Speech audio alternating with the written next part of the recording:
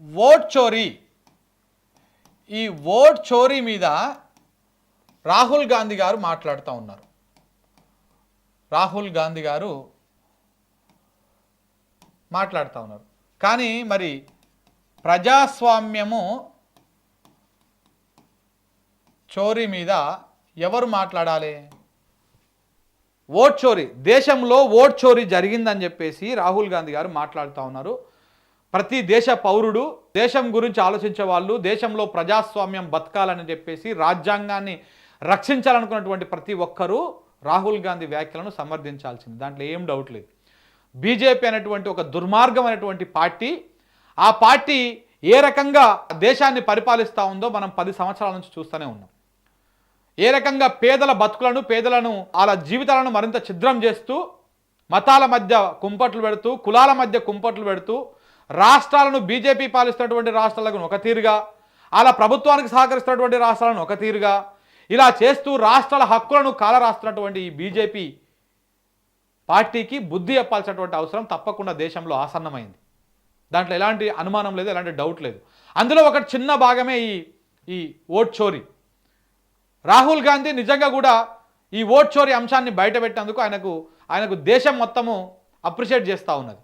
కాకపోతే ఆయన ఒకటే వైపులా ఆరోపణలు చేస్తూ ఉన్నాడు. కాంగ్రెస్ పార్టీ గెలిచిన చోట కూడా ఈ ఓట్ చోరీ జరిగిందా లేదా అనేది చూపిస్తే ఇంకెంత మంచిగా ఉంటుండే. పోన్లే ఏదో ఒకటి ఫైనల్గా అయితే ఆయన ఒక వాస్తవాన్ని బయటకు తీసుకొచ్చిండు, ఒక దేశవ్యాప్తంగా ఒక చర్చను బయటకు తీసుకొచ్చిండు. కాబట్టి కొంత దేశం నుంచి కూడా ఆయనకు మద్దతు వస్తూ ఉన్నది. కానీ అదే రాహుల్ గాంధీ గారు ఆ పార్టీ గెలిచిన, మీ పార్టీ అధికారంలో ఉన్నటువంటి రాష్ట్రాలలో ప్రజాస్వామ్యం చోరీ అవుతా ఉన్నది, తెలంగాణ రాష్ట్రంలో ప్రజాస్వామ్యం చోరీ అవుతా ఉన్నది, చోరీ చేస్తూ ఉన్నారు మీ పార్టీ, దాని గురించి కూడా మాట్లాడాలి. మీరు ఓట్ చోరీ గురించి మాట్లాడుతారు, తెలంగాణనేమో ప్రజాస్వామ్యం చోరీ గురించి మాట్లాడుతూ ఉంది. ఇక్కడ రాజ్యాంగాన్ని రక్షించడం లేదు. ఇక్కడ పోలీసులు కాంగ్రెస్ పార్టీ కార్యకర్తల లెక్క, కాంగ్రెస్ పార్టీ కండువాలు వేసుకున్నటువంటి వాళ్ళ లెక్క బిహేవ్ చేస్తూ ఉన్నారు. నిన్న గాంధీ భవన్కి నిరుద్యోగులు పోతే అదే నిరుద్యోగుల మీద గెలిచినటువంటి ఈ పార్టీ, ఈ ప్రభుత్వము ఆ నిరుద్యోగులను గొర్ర గుంజి తీసుకుపోయి పోలీసు వ్యాన్లలో ఎక్కించి అరెస్టులు చేసిరు. ఇక్కడ ప్రజాస్వామ్యం కూని అవుతా ఉన్నది, ప్రజాస్వామ్యం చోరీ అవుతా ఉన్నది. రేవంత్ రెడ్డి గారిని గెలుస్తందుకు అక్కడెక్కడో కొమరంభీం ఆసిఫాబాద్ జిల్లా నుంచి దిందా అనేటువంటి ఒక గ్రామం నుంచి ఒక 40 బీసీ కుటుంబాలు, పేద కుటుంబాలు, నిరుపేద కుటుంబాలు పాదయాత్రగా నడుచుకుంటూ వస్తూ ఉన్నాయి. వాళ్ళకి ఇప్పటికీ న్యాయం జరగడం లేదు. అగో ఇక్కడ ప్రజాస్వామ్యం కూని అవుతా ఉన్నది. ఈ రాష్ట్రానికి, రాష్ట్ర రైతాంగానికి నీళ్ళు ఇచ్చేటువంటి ప్రాజెక్టులు అయినటువంటి కాళేశ్వరం మీద కుట్రలు జరుగుతూ ఉన్నాయి. పక్క రాష్ట్రంలో చంద్రబాబు నాయుడు కోసము, బనకచర్ల కోసము కాళేశ్వరాన్ని పనంగా పెడతా ఉన్నారు. ఇగో ఇక్కడ ప్రజాస్వామ్యం కూని అవుతా ఉన్నది. దాని మీద మాట్లాడిన వాళ్ళ మీద కేసులు పెడతా ఉన్నారు. దాన్ని పరిరక్షించడం కోసం ఫైట్ చేస్తున్నటువంటి వాళ్ళ మీద కక్ష కట్టి రాజకీయంగా కుట్రలు చేస్తూ ఉన్నారు. ఇగో ఇక్కడ ప్రజాస్వామ్యం కూని అవుతా ఉన్నది. గోదావరిలో కింద నీళ్లు పోతా ఉన్నా, మేడిగడ్డ తర్వాత నీళ్లు కిందికి పోతా ఉన్నా, పైనటువంటి డ్యాములన్నీ కూడా ఎండిపోతా ఉన్నాయి, రిజర్వాయర్లు అన్నీ కూడా ఎండిపోతా ఉన్నాయి. ఎంత పెద్ద వర్షాలు వస్తూ ఉన్నా కానీ ఇంకా మిడ్ మానేరులో నీళ్లు లేవు, ఎల్లంపల్లిలో నీళ్లు లేవు, ఎస్ఆర్ఎస్పీలో నీళ్లు లేవు, అప్పర్ మానేరులో నీళ్లు లేవు, లోయర్ మానేరులో నీళ్లు లేవు.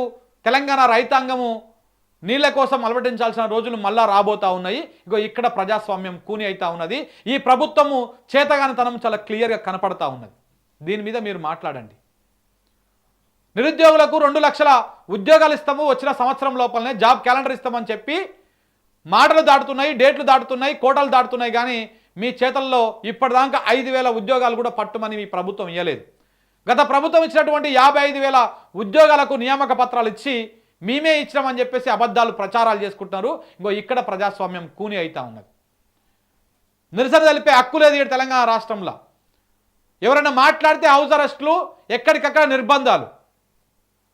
మరి ఈ ప్రజాస్వామ్యం గురించి ఎవరు మాట్లాడాలి సార్? ఎవరు మాట్లాడాలి? పట్టపాటీలు హైదరాబాద్లో గన్నులు పట్టుకొని చంపేసుకునే రోజులు మళ్ళీ వచ్చినాయి. మరి ఇక్కడ కూని అయిపోతున్నటువంటి ప్రజాస్వామ్యము, ఇక్కడ నీరుగారుతున్నటువంటి రాజ్యాంగము, దీన్ని కాపాడాల్సింది ఎవరు? ఇక్కడ ప్రభుత్వంలో ఉన్నటువంటి మీ పార్టీ కదా. ఈడ మీరు చేస్తున్నటువంటి పనులకు దీన్ని ప్రశ్నించే పరిస్థితి లేకుండా చేస్తూ ఉన్నారు. ఇక్కడ జర్నలిస్టులు మాట్లాడితే వాళ్ళ మీద కేసులు పెడతారు, ఇవన్నీ చేస్తారు. రాహుల్ గాంధీ అలా మళ్ళా ఎర్ర పుస్తకం రాజ్యాంగం చేతిలో పట్టుకొని రాజ్యాంగాన్ని కాపాడాలని మాట్లాడుతూ ఉంటే సిగ్గు అనిపిస్తుంది తెలంగాణ ప్రజలకి. మీరు ఇక్కడికొచ్చి మొహబత్కి దుకాన్ అని చెప్పేసి చెప్పిపోయారు. ఇక్కడికొచ్చి తెలంగాణ వీధుల్లో దేశ వీధుల్లో ప్రేమ దుకాణాలు తెరుస్తాము అని చెప్పిర్రు. ఏడ ఉన్నాయి ప్రేమ దుకాణాలు? విద్వేష దుకాణాలు తెరుస్తూ ఉన్నారు మీరు.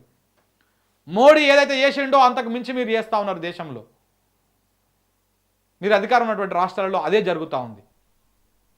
మీరు ఆ పని చేయకుండా ఓట్ చోరీ మీద ఉద్యమం చేస్తున్నాం, తెలంగాణలో జరుగుతున్నటువంటి, కర్ణాటకలో జరుగుతున్నటువంటి, హిమాచల్ ప్రదేశ్లో జరుగుతున్నటువంటి కాంగ్రెస్ ప్రభుత్వాలు చేస్తున్నటువంటి దుర్మార్గాల మీద, వాళ్ళు చేస్తున్నటువంటి ప్రజాస్వామ్య చోరీ మీద ముందు మాట్లాడండి.